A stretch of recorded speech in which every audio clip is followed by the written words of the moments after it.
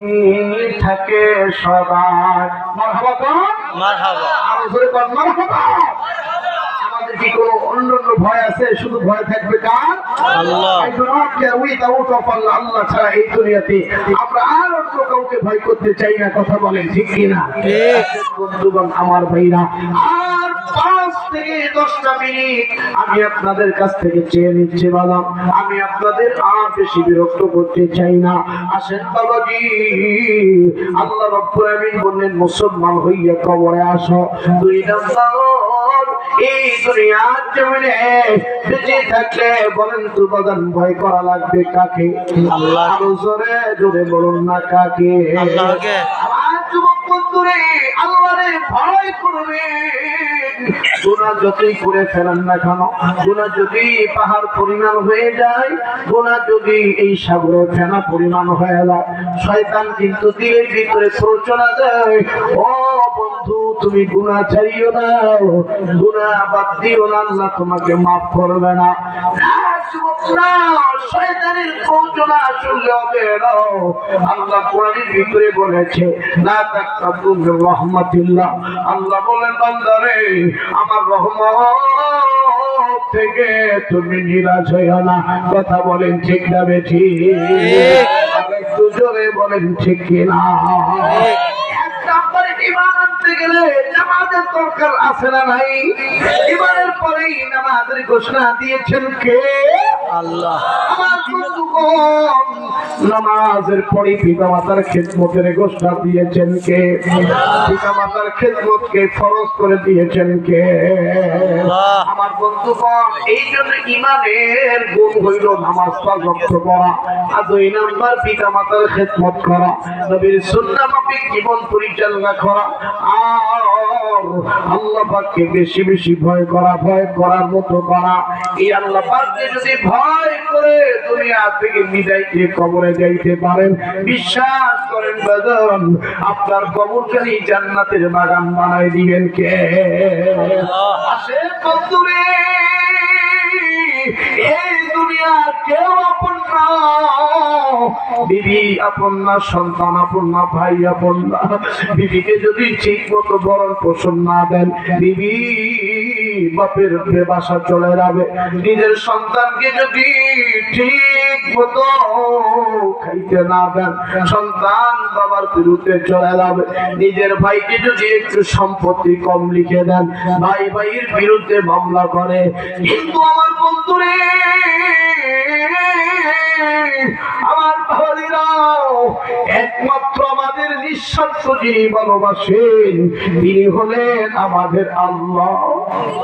একটা ডাক দেন না আল্লাহ, আল্লাহ। আরেকটা ডাক দেন না আল্লাহ, আল্লাহ। আরেকটা মহব্বতি ডাক মারেন না আল্লাহ, আল্লাহ। এই জন্য আমার বন্ধুগণ, আল্লাহ যারা আমাদেরকে কেউ নিঃস্বার্থ ভালোবাসে না, এই জন্য আমার বাবাজি আল্লাহকে ভয় করবে, আর বেশি বেশি কাঁদবে, কম কম হাসবে।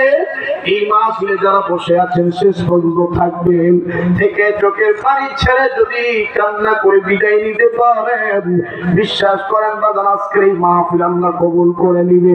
আজকের এই মাহফিল সাকসেস হয়ে যাবে। আমার বন্ধুরে, জাহান্নামের আগুনকে ভয় করবে। এই দুনিয়ার একটা গর্তে পড়লে রশি দিয়া সিঁড়ি দিয়া উঠা যায়, কিন্তু আমার বন্ধুগণ, ওই জাহান্নামের গর্তে আমি আপনি যদি পড়ে যাই, বলেন তো বাবা, ওই জাহান্নামের গর্ত থেকে উঠার মতো কোন রশি আছে নাকি? কোন সিঁড়ি আছে নাকি? এই দুনিয়ার হাত রাখলে হাতের চামড়া পুড়ে যায়, জাহান্নামের আগুন হাতে লাগলে কলিজা পর্যন্ত পুড়িয়া ছাই হয়ে যাবে। এই জন্য আল্লাহকে বেশি বেশি ভয় করবে। এ যুবক, আর কখনো গোপনে খারাপ ভিডিও দেখবা না। অনেক যুবক মনে করে আমি যদি লেপের ভিতরে, কম্বলের ভিতরে, খেতার ভিতরে যদি দেখি, আল্লাহ বুঝি আমার দেখে না। এই দুনিয়ায় তুমি গোপনে যা করো সব আল্লাহ জানে। কোন জায়গায় কি গুনাহ করেছো সব আল্লাহর সিসি ক্যামেরা দিয়ে ভিডিও করা হয়েছে। এই জন্য যুবক, গুনাহ ছেড়ে দেওয়ার দরকার আছে না নাই? আপনার পর্দা করবেন, আপনারা 5 ওয়াক্ত নামাজ পড়বেন, স্বামীর খেদমত করবেন, নিজের সতীত্বের হেফাজত করবেন। বর্তমান যুগের মহিলারা পড়েছে বাসন্তী শাড়ি, নিজেকে ভাবে জামা কাটা পরি, হাতের দিকে তাকালে মোটা মোটা ঘড়ি, পায়ের তলায় 7.5 ইঞ্চি হিল, মুখের দিকে তাকালে করে খিলখিল, আপনার শব্দ হয় শটাং শটাং, ফিট লেগে পড়ে গেলে হইয়া যায় শীত পাটাং। কথা বলেন ঠিক কিনা? আর একটু জোরে জোরে বলেন ঠিক না বেঠিক? মা বোনেরা কত পদ্মাশীল ছিল, কত অমায়িক ছিল, তারা ঘরের ভিতর থেকে কখনো আওয়াজ দিত না। অন্য পর পুরুষ যখন বাইরে থেকে ডাকতো, তারা ঘরের ভিতরেই থাকতো, কোনো আওয়াজ দিত না। কথা বলেন ঠিক কিনা?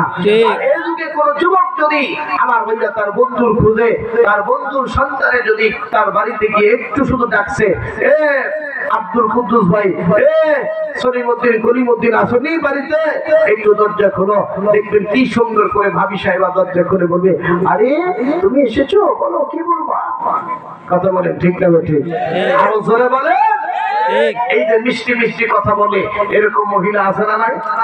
অথচ মিষ্টি মিষ্টি কথা স্বামীর সাথে বলে না। কথা বলে ঠিক না ঠিক? স্বামীর সাথে মিষ্টি মিষ্টি কথা নাই, স্বামীর সাথে মহাব্বতি ভালোবাসা, হ্যাঁ, কথা আদান প্রদান হয় না।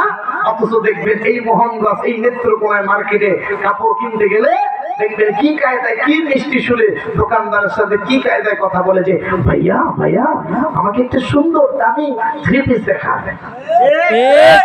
আর কথা বলেন, কথা বলেন। আর স্বামীর সাথে দেখবেন খারাপ আচরণ, চোখ বড় বড় করে কথা বলে। এইরকম মহিলা আছে না নাই? আছে। আরো জোরে কর, আছে। জোরে বলেন। এই জন্য স্বামীর খেদমতের দরকার আছে না নাই? আরো জোরে বলেন, আছে না নাই? এই মহিলারা স্বামীর সাথে মিষ্টি মিষ্টি কথা বলতে চায় না, অথচ পরপুরুষের সামনে মিষ্টি মিষ্টি কথা বলে। আছে না নাই? বলে। যুবক ভাইদেরকে বলো, সমাজের যুবক ভাইরা, বিয়ে যদি করতে হয় একটু ভেবে চিন্তে বিয়ে করতে হবে। কথা বলেন ঠিক না ঠিক? এক ছাদের নিচে যে মেয়েটাকে নিয়ে 20 বছর 50 বছর ঘর সংসার করবেন, অবশ্যই মেয়েটা ভালো হতে হবে। কথা বলেন ঠিক কিনা? বর্তমান যুবকরা দেখবেন একটু যদি মেকআপ শেকআপ করে, মেয়ে একটু সুন্দর হয়েছে, বুড়ো প্লাক করছে, ঠোঁটের মধ্যে ওয়াটার প্রুফ লিপস্টিক দিছে, হ্যাঁ, চুল একটু ডিজাইন, একটু স্টাইলিশ কস্টিউম পরে যখন ফ্যাশন ড্রেস পরে রাস্তা দিয়ে হাঁটতেছে, যুবককে এরা আমার লাগবে। রাতে মেকআপ করে রাতে ঘুমাইছে, সকালবেলা উঠে বউ খুঁজে, বউ কই গেল, বউ কই গেল, দেখে বউ আমার বন্ধুগান মুখ ধুইছে, মুখ ধোয়ার পরে দেখে সব মেকআপ শেষ, আসল চেহারা বের হয়েছে। এখন ছেলেটা আমি বিয়ে হইলাম কি আর হইল কি? ঠিক কথা বলে ঠিক না বেশি? এই জন্য দেখবে আমার মুরব্বী চাচা যারা আছেন, এরা যখন বিয়ে করতো, আমার ভাইরা এরা কিন্তু বাজাই নিয়ে বিয়ে করছে। কথা বলে ঠিক না বেশি? আমার ভাইরা এই যে আপনাদের মোহনগঞ্জে সব থেকে গরুর হাট আছে না নাই? আসার সময় না না মোহনগঞ্জে আমি দেখলাম ওই যে আপনার এখানে একটা বিশাল গরুর বাজার আমার এক ভাই দেখাই দিল। আমি দেখলাম আজকে রাত থেকে নাকি গরু নিয়ে আসে, তো দেখে তো